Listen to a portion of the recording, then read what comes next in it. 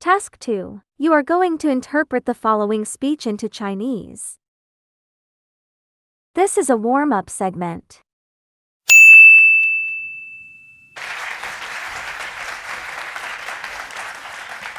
Thank you, Catherine, and good morning, everybody. It's a real pleasure to be here, although I'm sad that I'm here on my own. This was supposed to be a joint talk with Richard Wilkinson, who's my husband as well as my long-term collaborator. But sadly, Richard was diagnosed with colon cancer recently. He had an operation on Thursday, and he came home from hospital yesterday. So obviously he can't be with us today. But he sent his love to everybody, and he wanted me to express how much he regretted not being able to be here today. He hopes to be back in the saddle and talking up a storm very soon. I also wanted to say something before I start about the terms I'm going to use. So, as an epidemiologist, I'm often using data that have been collected by other people or interpreting studies that other people have done. And that means sometimes data are collected using categories that we may or may not approve of.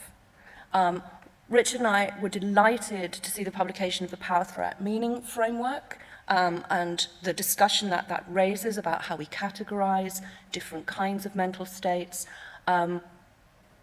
But I'm unable to sort of take that fully on board when presenting data that other people have collected using the categories that they use. So I hope you'll forgive me if they seem clumsy to you. Okay. There we go. Catherine kindly mentioned The Spirit Level, which was the book we published in 2009. And what we were doing in The Spirit Level was really drawing together a large body of evidence, our own analyses, but those of lots of other people as well, and showed that income inequality is linked to a very wide range of health and social problems. So the health problems included life expectancy and infant mortality, levels of obesity, mental illness, use of illegal drugs, but also things to do with children's life chances. So educational attainment is lower in more unequal countries. More young women have babies as teenagers. Social mobility is lower, so people have less of a chance to transcend their social class of origin. And then another set of outcomes that are really to do with sort of societal cohesion, what relationships are like between people in different places, how much we trust one another, what the levels of violence are, how much we imprison people. And so a very wide range of different things, all seemingly linked to inequality. And I think what surprised us most is how large those differences are. So we see 16-fold differences in imprisonment among more and less equal countries, 8 times differences in teenage pregnancy rates. And that's a clue to the understanding that it isn't just the poor who are affected by inequality. If only the poor were affected, we wouldn't see such large impacts of inequality. But actually, we're all affected by inequality. So if you, with your education, social class, and income, lived in a more equal society, you would do better than if you had that same income, class, and education and lived in a more unequal one. And that's really important because if it's affecting all of us, then actually, even if the effects were sort of modest, we would all be affected, and it's clearly a critical issue. Please take a 1-minute break.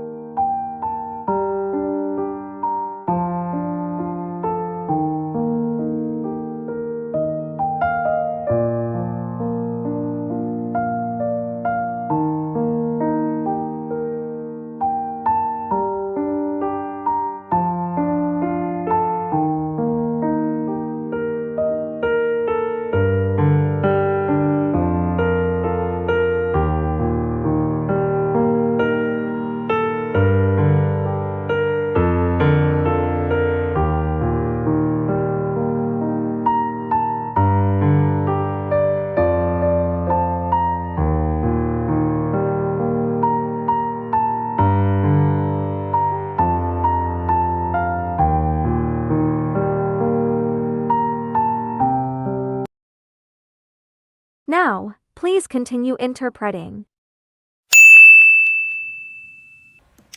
So this doesn't seem to work very well. Okay, thanks. I said I'm an epidemiologist, right? So when you're on a plane and you say you're an epidemiologist, people always go, oh, skin disease, right? Because they hear derm and then they think derm, so epiderm. But no, epidemiologists study the causes and the patterns of health and disease in different populations. And of course, we use statistics. And what we have found in writing for the general public and speaking to people is most people don't like statistics.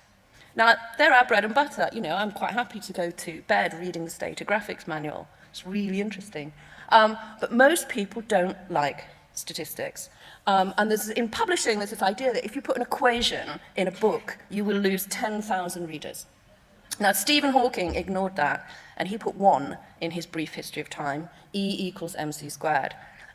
We did better. We put no equations in the spirit level. And we worked really hard to create figures, graphs, tables that people would be able to understand easily.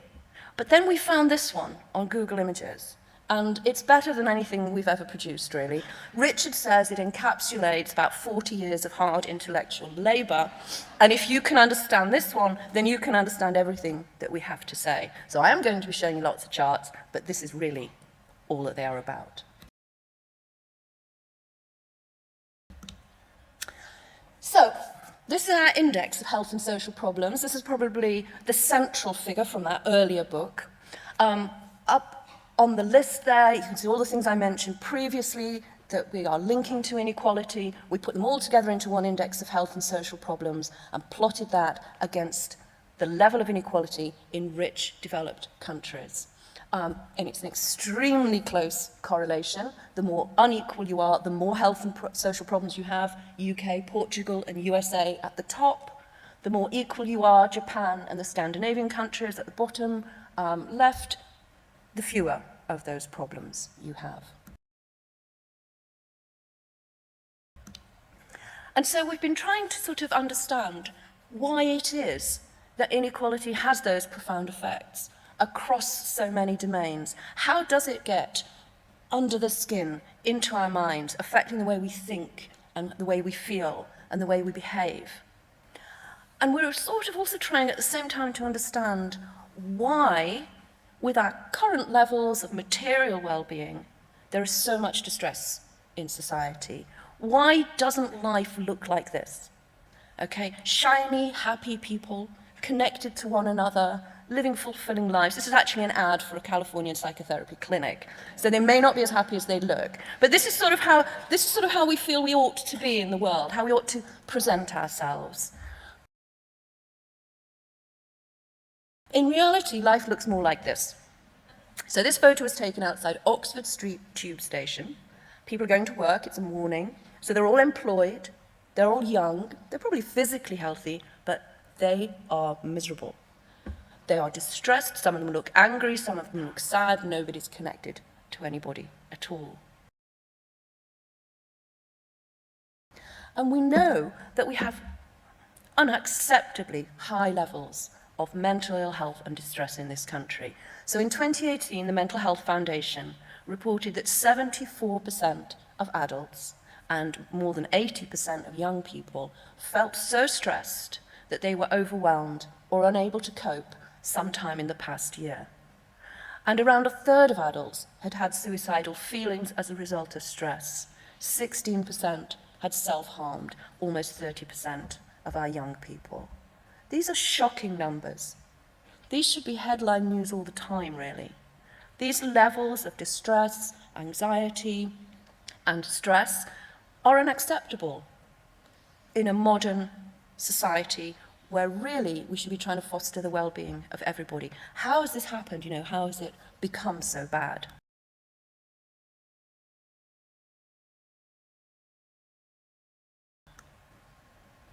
So that's the subject of our new book, The Inner Level, which was published last year, and the paperback is coming out in June.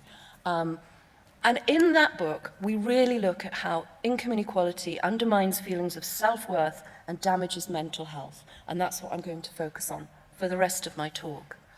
We also bust some popular myths that people use to justify inequality. One is that it's no good trying to tackle inequality because we are, by our very human nature, rather nasty, individualistic, competitive, and out for ourselves. And we show that that is not a true view of human nature.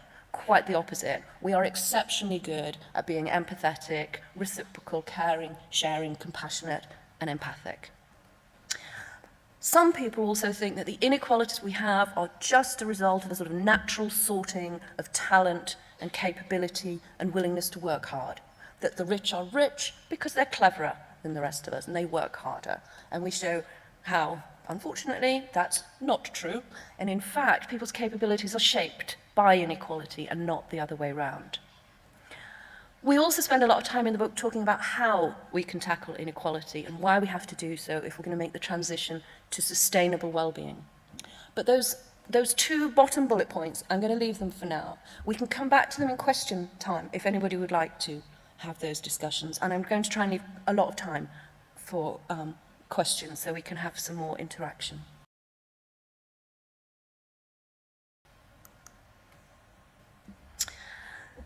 So it took us a year to write The Spirit Level because we'd done a lot of research and we had something to say. It took us about 6 years to write this most recent book, really because the research, the evidence base was evolving as we were writing. Lots and lots of new research was coming out, much of it from psychologists, which was really a change, a real sea change in the way psychologists were thinking about inequality. But one of the papers that came out that I think has been enormously influential on us was a study by Robert Walker and his colleagues that looked at people living in poverty in lots of different countries. They spoke to people in India and Pakistan, in Norway, in Uganda, in the UK, etc. And what they found was that although the material circumstances of poverty are radically different in those different places, this is an Indian slum on the right, no running water, no electricity, very poor housing, no sanitation. And on the left is the kind of property that people live in if they tend to be poor in Norway. 2 to 3 bedroom flats, central heating, all mod cons. But although the circumstances in which people were living materially were really different, their experience of poverty was exactly the same in all of those different places. People who were poor felt ashamed of being poor. They felt humiliated.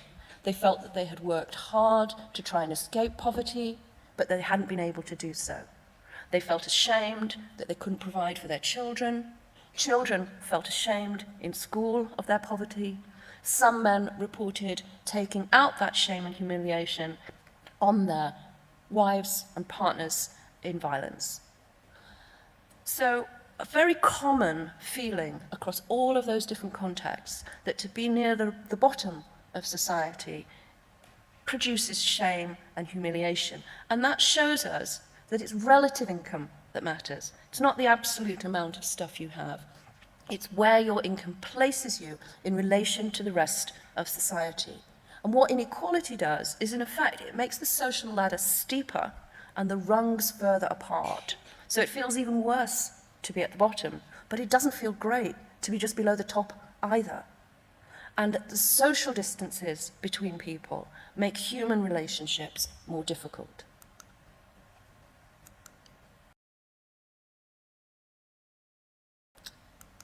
Oops.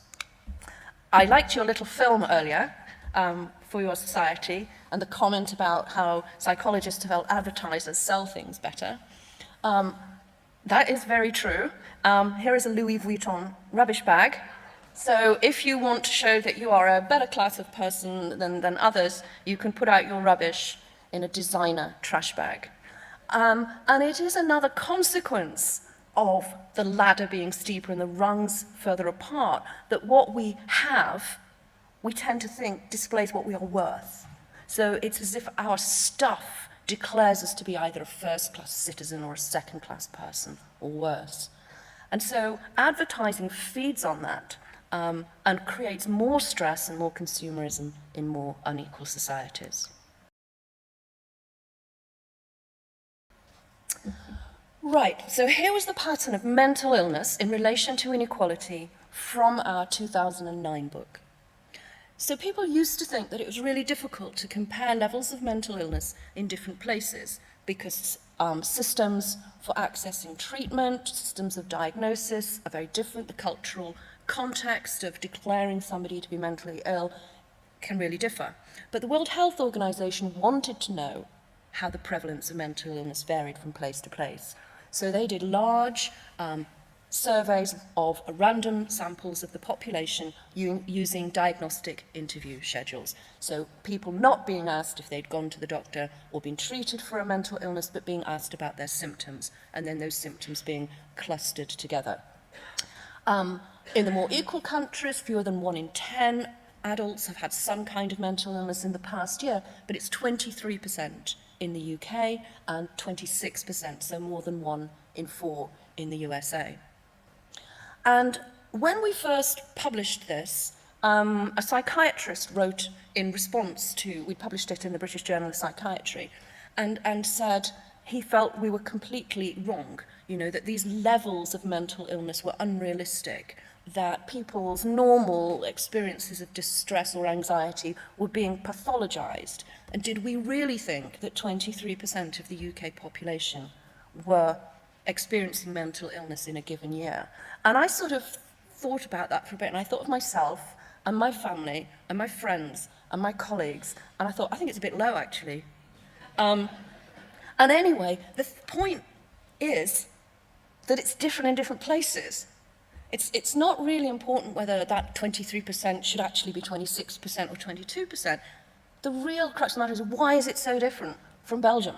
Why are so fewer people experiencing those symptoms in Belgium, in Japan, in the Netherlands, compared to us? So that's the real question.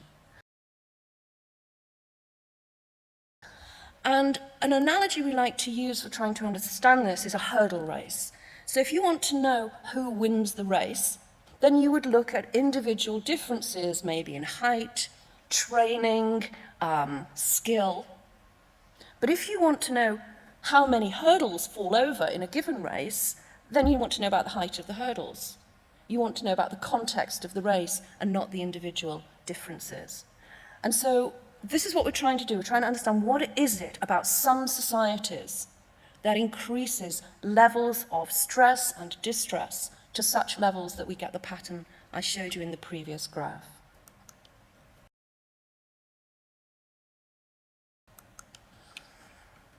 And I can remember, shortly after our first book was published, I went back to the University of Chicago, where I'd worked for a while.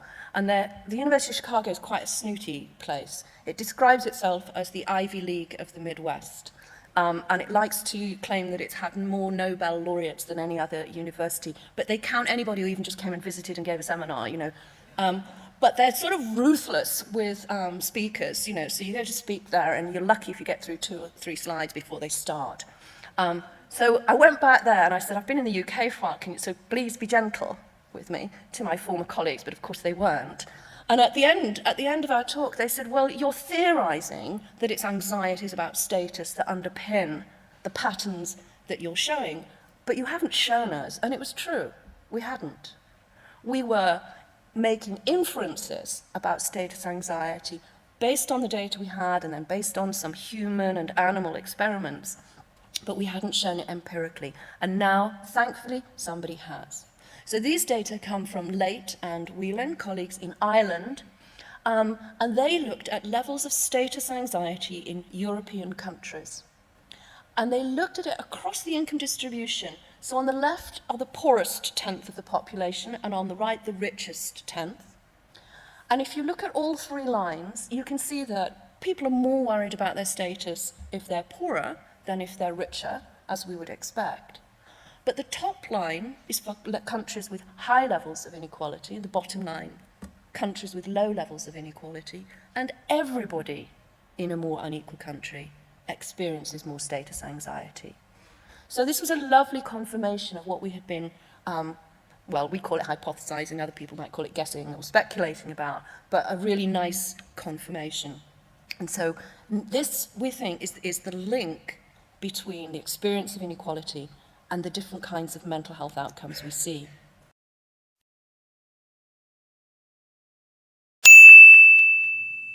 This is the end of Task 2.